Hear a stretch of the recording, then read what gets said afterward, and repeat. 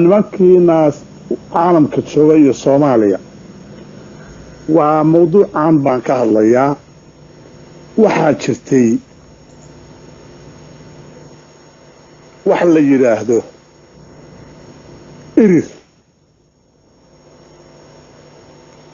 irirkaas waxna waa ku wada socday iyo Soomaali waxna kuma wada socon.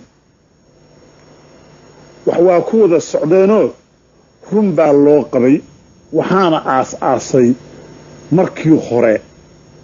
Jabuuti baa lagu aas-aasay irir Soomaali.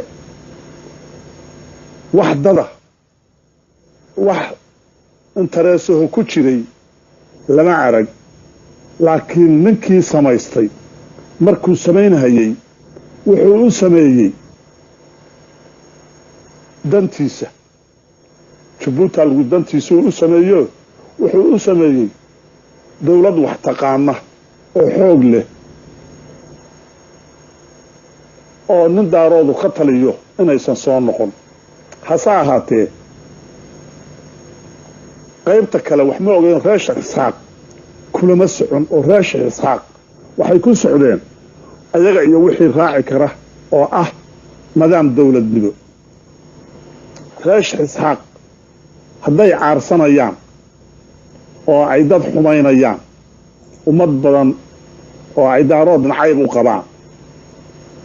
aniga kan idinla hadlayaa Hargeysa tegey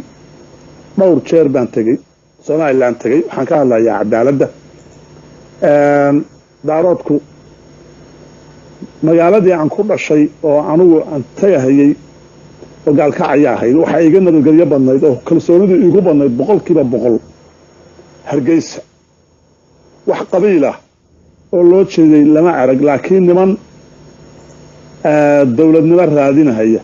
oo aan cidna la dagaalamayn oo aan cidna qabiil ku samaynayn ay ka go'an tahay habarta canjeelada dubaysa iyo kan maskiinka iyo kan madaxweynaha in midnimo nidaam dawladnimo canshuurtuna dadku ay hurahayaan ayaan ku arkay. laakiin yaa wax leexshay Soomaalida yaa mixnada dhex dhigay. waxaa dhex dhigtay Jabuuti oo irir Soomaali wadatay doonaysana Soomaaliya iyo Somaliland intaba inay sida mixnadii isu haysato dekadeeda kaliya la isticmaalo. ganacsina Soomaaliya hadday nabad noqoto meelaha wadiyada lahaa iyo nabad noqoto in laga aadayo caalamka guurahay. hase ahaatee wuxuu ka dhigay Soomaaliya meel aan lagu hoyan karin oo colaadu ay ka taagan tahay oo aan la gali karin oo aan lagu istiraexin karin. saas ku keenay dantiisuuna ku dhaqaale aad u badan ayuu ku helo. waxaad ka arkaysaan oo hadda hawsha ay qaraxday markii uu ku yiri DP World qoladii dekada ma dhisi kartaan dekad kale oo Afrika ku taala halkaas ka qaraxday. hase ahaatee beesha reer Isxaaq oo Somaliland yiraahdo oo dawlad waxaan dhahaynaa waa dawlad weeye. waxay ku tahay dawlad annaga idin cadaynayna annaga aan cidna ka baqayn Ilaahay mooye. waxay dawlad ku yihiin ummadda Soomaaliyeed oo kale oo koonfurta waxay ka degtaa Hargeysa. hadday diyaarad tahay iyo hadday dhoofahayaan intaba Hargeysa ka degaan. waa alxamdulilaahi rabbil caalamiin. waa meesha maantay dadka Soomaaliga ku hadla oo isku diinta oo isku dhaqanka nabadda iyo badbaadada ay u aadaan oo kooxaha wax ka dagaalama aysan joogin oo amnigeedu aad ku seexan karto oo ay sugan tahay. walaalayaalow marka aqoon-yahankan la hadlaya waxgaradkan la hadlaya qof kasta la hadli maayo dadka alla ka cabsanayaan ka hadlaya inay runta sheegaan oo waxaan la hadlayaa nin baa hadda ka hor wuxuu yiri maxaa harti baabashay markaasuu wuxuu yiri khiyaano ma jeerteen iyo muwaaqaf xumo dhul bahante iyo qabow warsageli saddexda harti baabi isagoo saddexdaas yaa ninkoo hadda ka hor yiri waxaan la hadlayaa beesha daarooday sii daaya nimankaas dawladda doonaya waa idin dan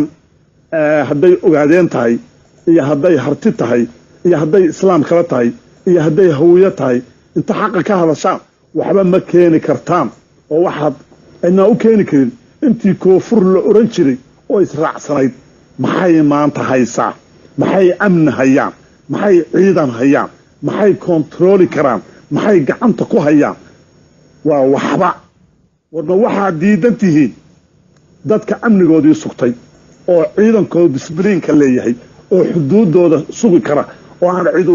ku fakan karin mid wax soo qarxiyey iyo mid wax rabaa inuu maleego horay laga soo qabanhayo oo gabadha baalashadaha ay sheegayso war dadka saa isugu xiran ha xaqiranine ilaahay inta ka yaabtaan danbay idiin tahay amniga ay sugeen ku taageera dowladnimadoodan ku taageera waxaan la hadlahayaa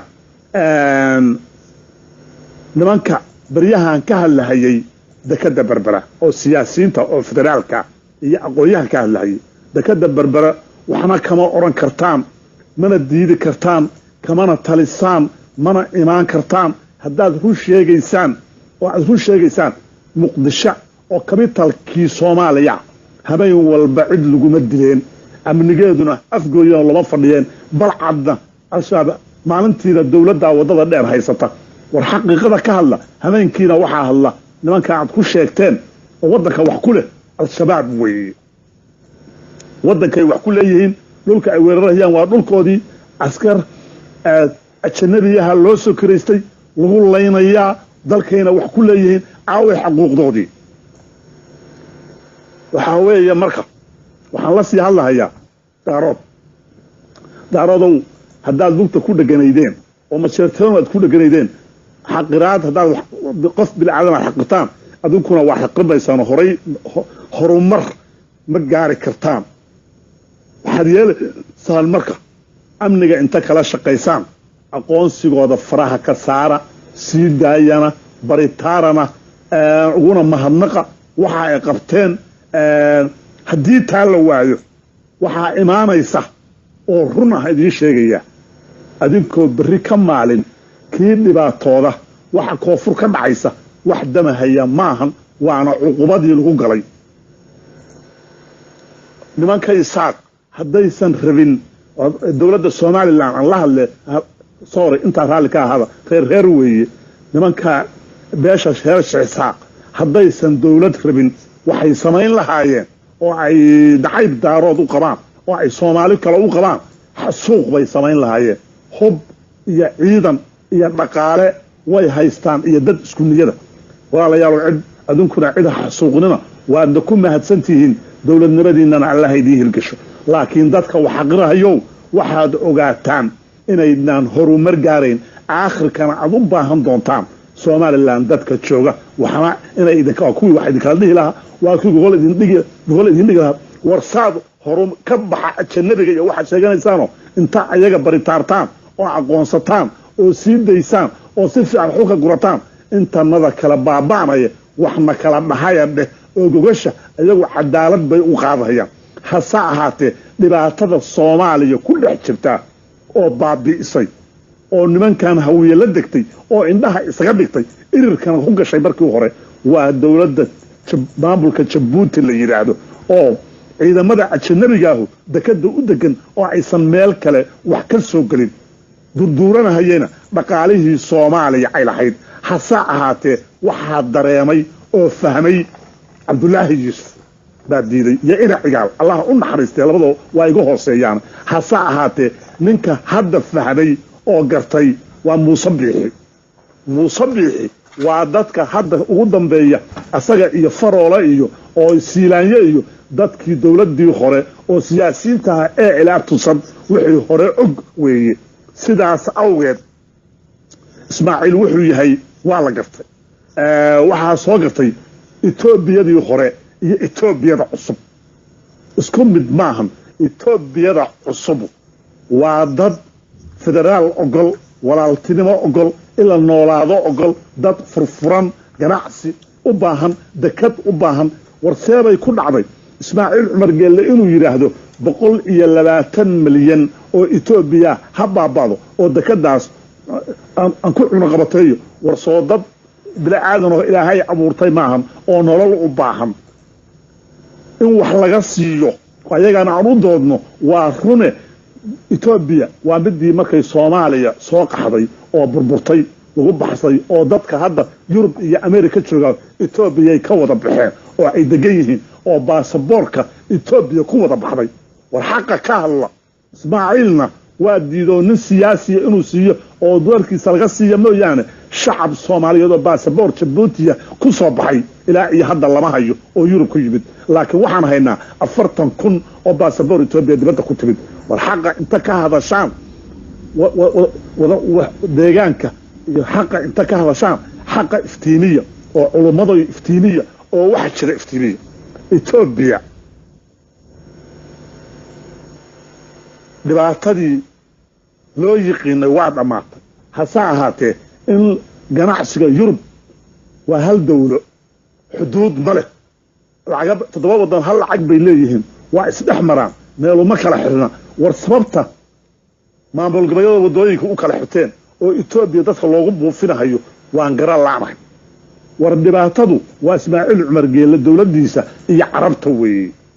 Afrikaan kala soo dhaweeyay gaalada kala soo dhaweysta nabad baan u baahanahay dadka intii noolaaday wax daawo dhacday iyo sun la siinayo iyo wax madax laga leenayo iyo wax qarax soconayo weeye war bal maxaad haysaan waxaan la hadlayaa qolada federaalka iyo dawladda Soomaaliya baan la hadlayaa maxaad haysaan haddii maanta la xisaabtamo Soomaaliland nabadgelyo haysaa nafa badan bay fakiday dhaqaalaha yaala wadooyin bay dhistay mashaariic bay samaysay biyo galin bay samaysay jidad bay samaysay warshaday dhistay war bal hal la xisaabtanee ma waxaad rabtaan aqal gubanahaya aqalkaas la dhisayo wasaaradaha Soomaaliland ku yaala meel Yurubna kuma yaalaan oo laga dhisay wasaaradaha xafiisyada loo dhisay war xaqa ma weydaan ka hadlayn war ma meeshaas gubanaysa ayaad waxa leedihiin dadka kan ka badbaaday oo dulcad iyo xiriir qaxootiga ka yimid oo daarahooda muraayada ka dhigtay meeshaan gubanaysa ku soo biira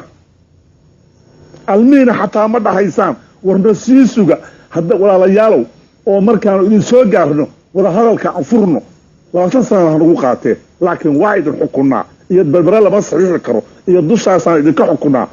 waa wax ummadda ay ku sii kala tagtee waa kala fogeyne in la isu soo dhawaado oo Soomaali ay wada hadasho mar rabtaan hase ahaatee si gaara waxaan la hadlayaa daarood baan la hadlayaa daarooda uu arrinta ku wajahan isaaq oo isaaq haddii ciidu wax yeeshay dawladda wax yeeshay daarood ma yeelina inta wajiga boodad magaca kan daaroodka xambaarsan adunkuna dhiga waxaan ku talinayaa marka dadka aqoonta iyo cilmiga iyo maadiga u leh oo saaxiibka u ah diinta inaan inta xaqa ka hadashaan la iskama laalaadi karee dadka kanu waxbay qabsadeen baritaano sii daaye